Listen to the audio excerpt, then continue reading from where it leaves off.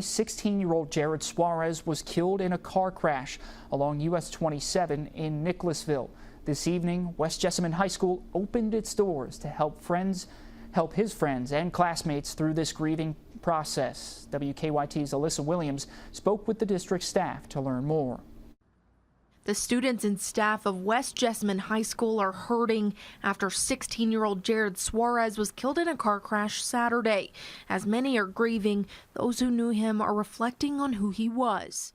He was, I keep using the phrase, a beautiful soul. I mean, he really was. You know, everything he was a part of, every room he walked into, just immediately the room lit up, and we were all better for having been around him. West Jessamine's head football coach Scott Marsh says Suarez was going into his third year as a starter on the football team, adding that numerous people on the team and young kids in the community looked up to him. So within our team, I think the best thing that we can do moving forward is honor his legacy, and let's all of us try our best to embody some of those personality traits that Jared had that are so wonderful and so rare in people. Marsh adds that he plans to encourage the team to embrace the grieving process, whatever that may look like, which is why the school opened its doors to provide grief counseling to students on Sunday. We're giving our kids an opportunity just to get together and to be able to talk to each other, to be able to remember their friend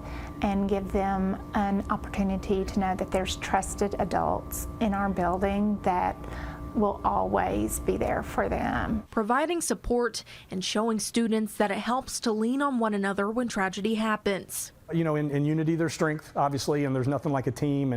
And if I know Jared like I do, he would have won nothing more than a strong, cohesive unit. In Jessamine County, Alyssa Williams, WKYT.